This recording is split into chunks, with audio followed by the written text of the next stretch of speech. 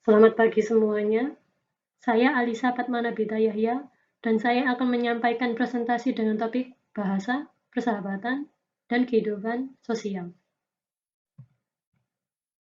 Pertama, saya akan membahas bahasa. Berikut sekilas mengenai sejarah bahasa dalam konteks filsafat. Bahasa baru berkembang sekitar abad 20, setelah munculnya linguistik modern yang dipelopori oleh tokoh strukturalis seperti Monggin Ferdinand de Saussure. Mulanya, perhatian para filsuf terhadap bahasa telah berlangsung lama, yakni sejak zaman Prasokrates, yaitu ketika Herakleitos membahas tentang hakikat segala sesuatu termasuk alam semesta. Namun, dalam perjalanan sejarah aksentuasi atau titik tekan, perhatian filsuf berbeda-beda dan sangat bergantung pada perhatian dan permasalahan filsafat yang dikembangkannya. Dalam subtopik bahasa ini, saya memakai pemikiran Martin Heidegger. Bagi Heidegger, bahasa mengacu kepada pikiran, kemudian desain, di mana keduanya erat berdialektika. Desain yang dimaksud di sini yaitu kata dalam bahasa Jerman yang berarti ada di sana, being there, atau kehadiran, presence. Apabila dibedah lebih detail lagi, dalam bahasa Jermannya da berarti di sana, there, dan sein berarti menjadi, to be. Dan seringkali diterjemahkan ke dalam bahasa Inggris dengan kata existence, yaitu keberadaan. Merupakan konsep fundamental dalam filsafat eksistensial Martin Heidegger. Heidegger menggunakan ungkapan Dasein untuk merujuk pada pengalaman menjadi, being, yang khas bagi manusia. Jadi itu adalah bentuk being yang sadar dan harus menghadapi masalah seperti kepribadian, personhood, mortalitas, mortality, dan dilema atau paradoks hidup dalam hubungan dengan manusia lain, sementara pada akhirnya sendiri dengan diri sendiri atau kembali pada diri sendiri.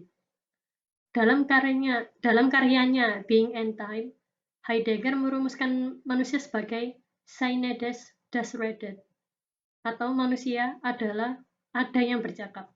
Bahasa yang membuat manusia menjadi manusia. Ini merupakan pernyataan tentang hakikat manusia yang menurut Heidegger harus pertama-tama merupakan pernyataan tentang hakikat bahasa. Bahasa yang memberi manusia kemungkinan untuk menjadi manusia. Bahasa hanyalah sekedar suatu alat komunikasi, hanya suatu alat yang memberi dan memperoleh informasi. Menurut Heidegger, pada umumnya bahasa diperlukan sebagai alat atau sarana menyampaikan sesuatu. Lalu, bahasa dipandang sebagai keterkaitan antara peristiwa dengan penyampaian arti. Identitas suatu benda dengan dirinya sendiri, misalnya mengutarakan identitas tersebut kepada kita. Pikiran kita diundang untuk menjawabnya, dan kita menjawab pengutaran tersebut di atas yang datang kepada kita dari benda tadi. Oleh karenanya, bahasa manusia yang tidak mengatakan sesuatu bukanlah bahasa yang sesungguhnya. Maka bahasa yang disampaikan harus memiliki arti, maksud, dan makna. Kemudian, desain sebagai penimbul kegiatan berpikir merupakan bahasa yang sejati.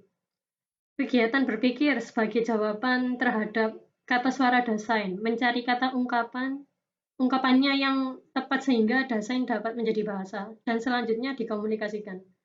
Dengan demikian, bahwa bahasa sebagai sebuah komunikasi yang dapat dimaknai, pada hakikatnya berdialektika dengan desain yang menimbulkan bahasa itu terbahasakan melalui gerakan pikiran. Dalam perkembangan selanjutnya, pemikiran Heidegger semakin eksplisit, yakni bahwa bahasa bukan berasal dari manusia sebagai kegiatan manusia, melainkan bahasa adalah jawaban manusia terhadap panggilan desain kepadanya. Sehingga dalam berkata yang sesungguhnya, desain dikatakan. Dengan berpikir dan berkata, manusia mengkatakan desain.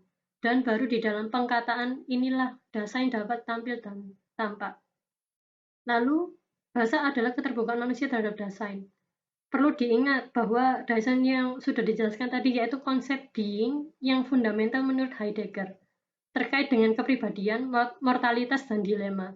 Dengan kata lain, desain inilah yang membuat seseorang itu seseorang, yang khas pada dirinya berdasarkan faktor-faktor yang membentuk dirinya. Yang kedua yaitu tentang persahabatan.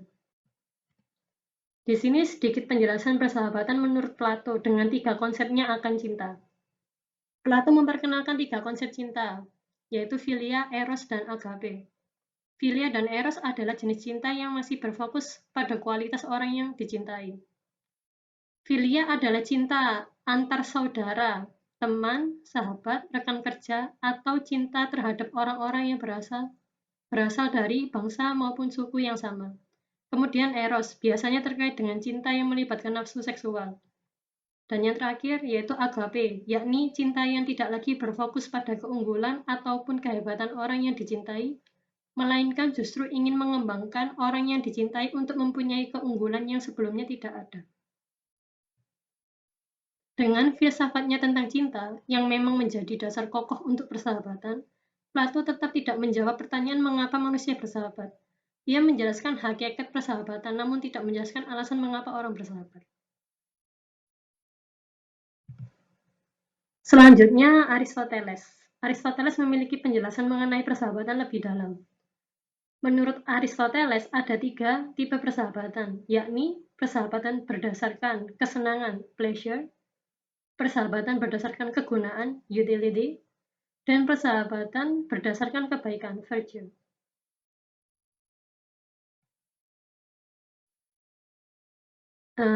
Tipe persahabatan yang pertama yaitu pleasure. Kedua orang menjalin hubungan persahabatan atas dasar kesukaan atau kesenangan, pleasant.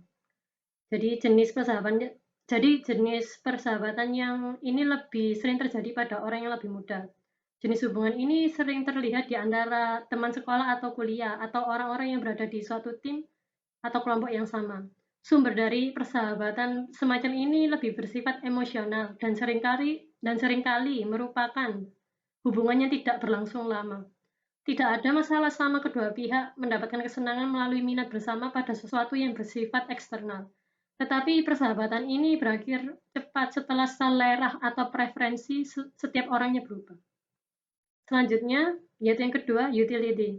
Kedua orang menjalin persahabatan hanya ingin mendapatkan keuntungan atau manfaat, reciprocity, satu sama lain, dan masing-masing orang menginginkan timbal balik atau keuntungan yang setara.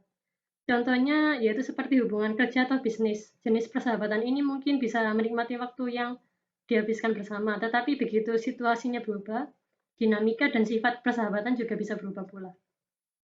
Dan yang terakhir itu virtue. Kedua orang saling memberi kebaikan dengan ketulusan dan cinta, baik bagi kita, baik juga bagi sahabat. Jadi bentuk persahabatan yang terakhir ini menurut Aristoteles merupakan yang paling utuh. Jenis hubungan ini didasarkan pada penghargaan timbal balik atas kebaikan yang dijunjung tinggi oleh semua pihak. Orang-orang dan kualitas itu sendiri yang mereka wakili untuk memberikan dorongan bagi kedua pihak untuk berada dalam kehidupan satu sama lain. Orang yang kurang empati atau perhatian pada orang lain jarang mengembangkan hubungan semacam ini karena lebih sering preferensi mereka itu mencari kesenangan atau manfaat, yaitu pleasure dan utility tadi. Selain itu, persahabatan yang berdasarkan kebaikan membutuhkan waktu dan kepercayaan untuk dibangun. Mereka melihat pada pertumbuhan persahabatan yang terjadi di antara keduanya.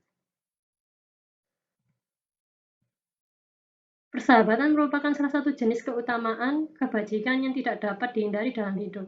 Persahabatan yang sempurna adalah persahabatan antara orang baik yang sama dalam keutamaan dan kebajikan. Jadi persahabatan yang tidak disengaja atau bahasa Inggrisnya the accidental friendship, sebagian besar pertemanan yang terbentuk dari kita termasuk dalam 2 kategori, yaitu tipe yang pleasure dan utility. Meskipun Aristoteles tidak selalu menganggapnya buruk, ia merasa bahwa kedalaman persahabatan itu membatasi kualitasnya. Tidak ada masalah dengan hal itu dan bahkan jika perlu untuk kita memiliki persahabatan yang tidak disengaja. Tetapi masih ada yang lebih berarti, yaitu persahabatan yang baik. Dalam bahasa Inggrisnya, the friendship of the good. Yang berdasarkan pada kebaikan, di mana hubungan ini membutuhkan waktu dan intensi, dan ketika hubungan ini berkembang akan melahirkan kepercayaan, kekaguman, dan rasa hormat. Persahabatan yang baik ini sekaligus memberikan kesenangan dan manfaat yang lebih manis yang didapat dari kehidupan. Yang ketiga dan yang terakhir, yaitu subtopik kehidupan sosial. Inti yang ditarik dari kehidupan sosial adalah interaksi, yaitu aksi atau tindakan yang berbalas-balasan. Interaksi sosial merupakan intisari kehidupan. Artinya, kehidupan sosial dapat terwujud dalam berbagai bentuk pergaulan. Jadi kehidupan sehari-hari manusia selalu berhubungan antara yang satu dan yang lainnya sejak bangun pagi hingga tidur malam. Hubungan antara manusia sebagai makhluk sosial dapat dicirikan dengan adanya tindakan untuk berhubungan. Tindakan tersebut dapat mempengaruhi, mengubah, atau memperbaiki perilaku individu lain, atau sebaliknya.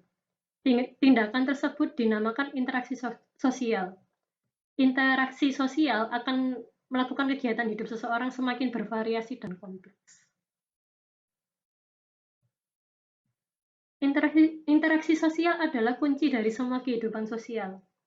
Oleh karena tanpa interaksi sosial tidak akan mungkin ada kehidupan bersama. Jadi interaksi sosial merupakan intisari kehidupan sosial. Artinya kehidupan sosial dapat terwujud dalam berbagai bentuk pergaulan. Misalnya seperti bersalaman, menyapa, berbicara dengan orang lain, sampai perdebatan yang terjadi di sekolah merupakan contoh interaksi sosial. Pada gejala seperti itulah kita menyaksikan salah satu bentuk kehidupan sosial. Di sini sedikit saya akan menghubungkan konsep sosialitas dalam kehidupan sosial. Sosialitas merupakan hal yang membedakan manusia dengan makhluk-makhluk yang lain. Sosialitas menggambarkan bahwa secara hakiki manusia selalu hidup dalam kebersamaan dan saling berhubungan satu sama lain. Namun, bagaimanakah sifat kebersamaan itu? Dalam sejarah pemikiran filsafat, terdapat berbagai jawaban yang diberikan oleh para pemikir, dan jawaban itu tak jarang terjadi kontroversi antara yang satu dengan yang lain oleh karena titik tolak dan anggapan yang sangat berbeda. Hal ini dapat kita lihat dengan adanya berbagai aliran. Aliran-aliran itu antara lain eksistensialisme, individualisme, liberalisme, personalisme, kolektivisme, sosialisme, totalitarisme, dan lain sebagainya. Yang ada di dalam antropologi, contohnya seperti perbedaan budaya Timur dan Barat.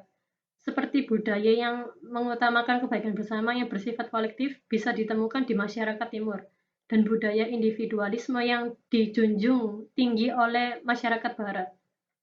Faktor-faktor seperti aliran, ideologi, dan budaya dapat menjadi pengaruh dalam kehidupan sosial. Kehidupan sosial menurut ahli. Menurut Gabriel Tarde, bahwa kehidupan sosial ini sebenarnya adalah hasil dari faktor imitasi saja. Tarde menganggap imitasi secara sadar dan tidak sadar sebagai sifat interpersonal yang mendasar. Kebanyakan orang tidak inventif, hanya meniru apa yang mereka lihat dari orang lain. Faktor imitasi memiliki peran penting dalam proses interaksi sosial. Hal positif dari imitasi dapat membuat seseorang mematuhi kaidah-kaidah yang berlaku. Jadi pada intinya, interaksi sosial merupakan bentuk imitasi karena dilakukan secara bersama dari yang sudah ada sebelumnya. Sekian presentasi dari saya. Mohon maaf apabila ada salah kata atau salah pengucapan dari presentasi yang saya berikan. Saya akhiri presentasi saya. Terima kasih.